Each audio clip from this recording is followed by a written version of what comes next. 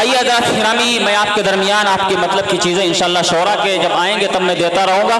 آئیے اس وقت میں گزارش کر رہا ہوں حضرت مولانا عبدالعلیم صاحب سے، میں اس وقت ملتمس ہوں کہ وہ تشریف لائیں اور اپنی خوبصورت خطابت سے آج کے اس پروگرام کے بیٹھے ہوئے سامعین کو اچھی باتیں اور نادر معلومات ان کو فراہم کریں۔ السلام علیکم ورحمۃ اللہ وبرکاتہ۔ الحمدللہ وحدہ والصلاة والسلام علی من لا نبی بعدہ، اما بعد فاعوذ باللہ من الشیطان الرجیم، بسم اللہ الرحمن الرحیم،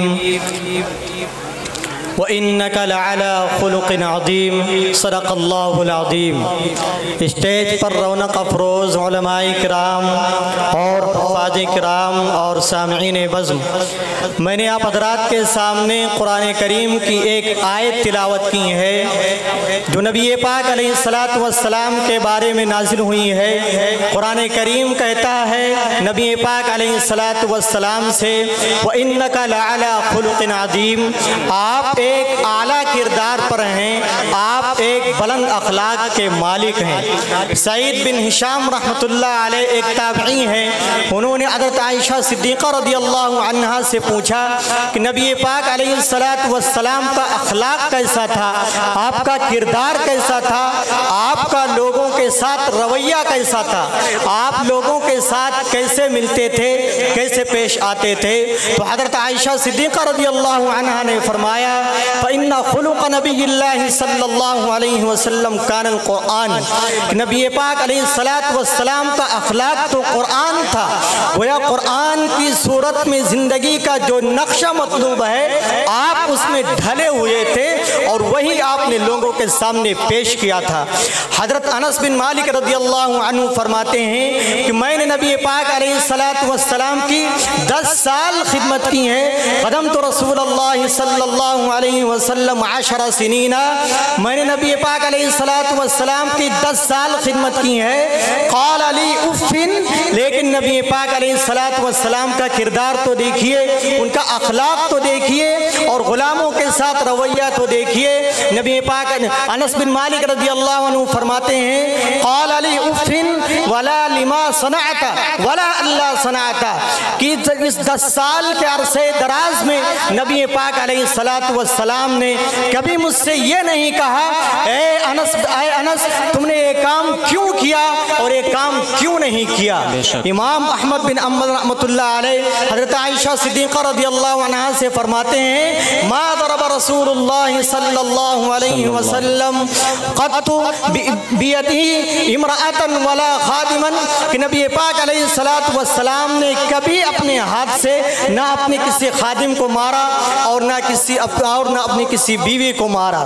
یہ نبی پاک علیہ السلام کا اخلاق تھا، یہ آپ کا کردار تھا جو آپ نے لوگوں کے سامنے پیش کیا اور لوگ ایمان میں داخل ہوتے چلے گئے، اسلام پر داخل ہوتے چلے گئے۔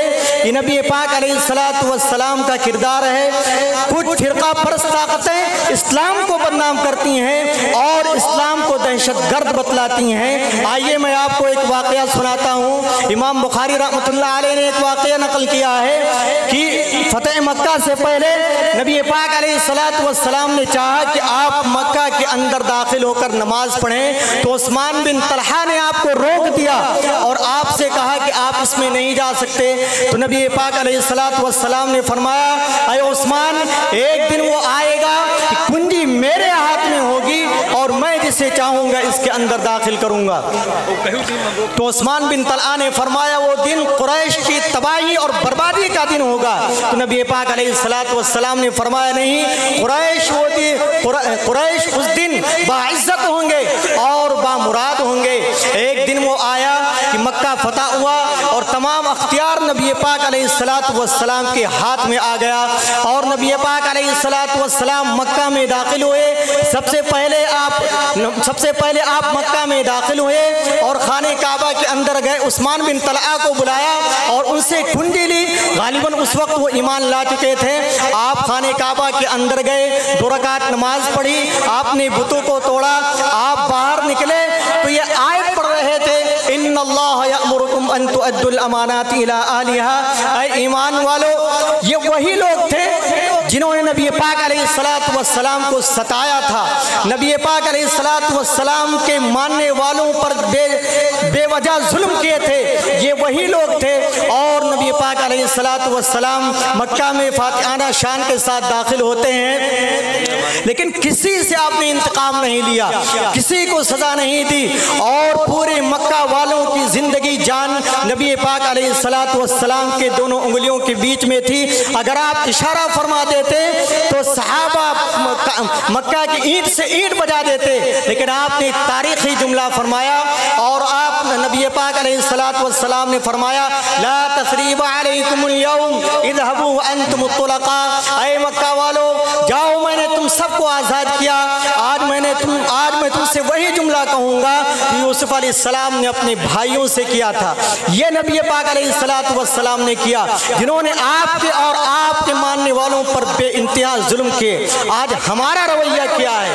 फ़िरका परस्त, दुनिया परस्त लोगों का तरीक़ा यह है कि जब उनको किसी किस्म का इक़्तिदार मिलता है तो सबसे पहले अपने मुखालिफ, साबिक़ मुखालिफिन को सज़ा देते हैं और तमाम मनासिब से हटाकर अपने अक़ीदतमंदों को उन मनासिब पर बिठाते हैं। और दुनिया वाले मुआफ़िक़ इस्तिलाह, दूसरी इस्तिलाह में सोचते हैं, लेकिन नबी पाक अलैहिस्सलातु वस्सलाम ने मुआफ़िक़ और मुखालिफ की इस्तिलाह में नहीं सोचा, बल्कि उसी नज़रिए से सोचा जो रहमत का तकाज़ा था।